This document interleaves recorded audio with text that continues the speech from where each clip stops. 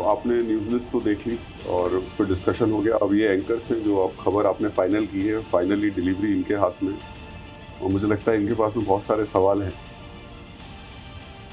तो आप क्या नॉर्मली एडिटर से सवाल करते हैं?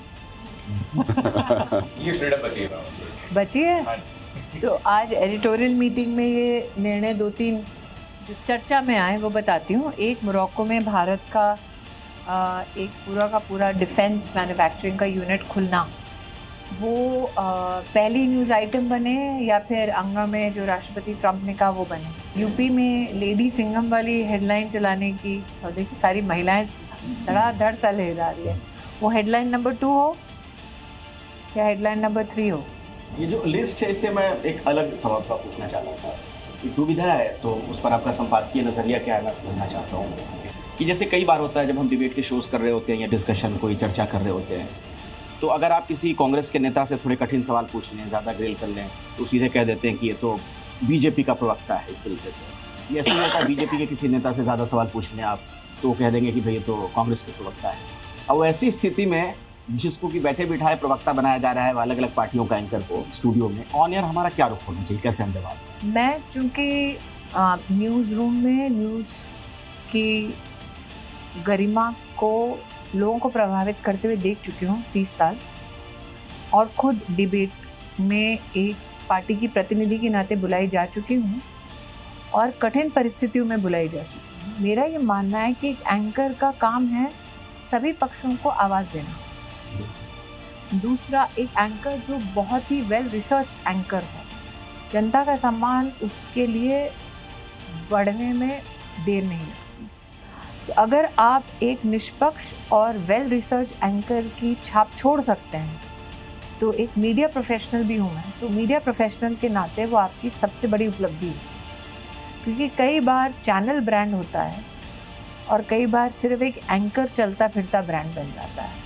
मेरा सवाल थोड़ा सा सोशल मीडिया थ्रेट को लेकर है। जिस तरीके से यूट्यूब और बाकी सोशल मीडिया प्लेटफॉर्म्स हैं, क्या आप उसको देखती हैं न्यूज़ चैनल्स के लिए एक थ्रेट के रूप में? नहीं। क्या आपको ऐसा लगता है कि हमें कम सुना जा रहा है और सोशल मीडिया जो है वो ज़्यादा समाज को इन्फ्लुएंस कर रहा है? देखिए, इसमें कोई दो राय नहीं कि सोशल मीडिया समाज को इन्फ्लुएंस करता है। इसमें कोई दो राय नहीं है कि कई लोग व्यू को न्यूज़ बना देते हैं।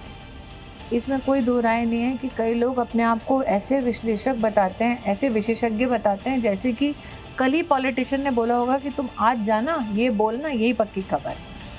जनता को ये समझाना कि वही सही न्यूज़ नहीं है, ये फिर इस न्यूज़ रूम का या एंकर्स की इस टीम का काम नहीं करता है। क्योंकि फ्लाई बाय नाइट ऑपरेटर्स बहुत होंगे।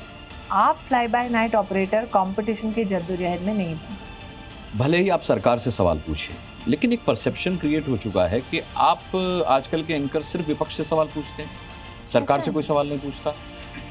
ऐसा नहीं, मुझे ऐसा नहीं लगता। लेकिन जिनको लगता है, या तो आप उनके लगने की चिंता करिए या तो खबर की चिंता कीजिए। ठीक है, हम एक ऐसे फील्ड में हैं जहाँ पे आप भावुक नहीं हो सकते, ना न्यूज़ के लिए ना अपने लिए। आपकी अपनी भावनाएं जहाँ सम्मिलित हो जाए वहाँ पर चित्र धूमिल हो जाता है। हम हमारे बारे में कौन क्या कहता है वो मुद्दे को तार तार नहीं कर सकता। अगर पत्रकार डरता तो पत्रकारिता आज भी जीवित नहीं है। किसी कवरेज के लिए गए तो अभी जैसे सोशल मीडिया में बहुत सारे यूट्यूबर्स हैं, तो एक साथ बहुत सारे माइक्स चले आते हैं, ये कवरेज के दौरान हुआ, या फिर आप किसी मुद्दे पर कोई राय लेना चाह रहे हैं, तो क्या होता है कि किस यूट्यूबर ने क्या चलाया नहीं चलाया, एक परसेप्शन बन जाता है उनके दिमाग में, और फिर वो जनरलाइज करने लगते हैं कि नहीं साहब आप भी वही दिखाओगे, आप भी वही करोगे। तो ये बहुत बड़ी चुनौती हो जाती है फील्ड में। तो इससे कैसे? मुझे नहीं लगता कि चुनौतियां हैं, उससे हमें इतना। मैं अपना उदाहरण दे देती हूँ। चलिए, बतेरे नेता होंगे, अमेठी एक ही ने जीता, करेक्ट। अगर हम इस चिंता में रह जाते कि बतेरे हैं हमारा क्या होगा, तो कभी इतिहास नहीं।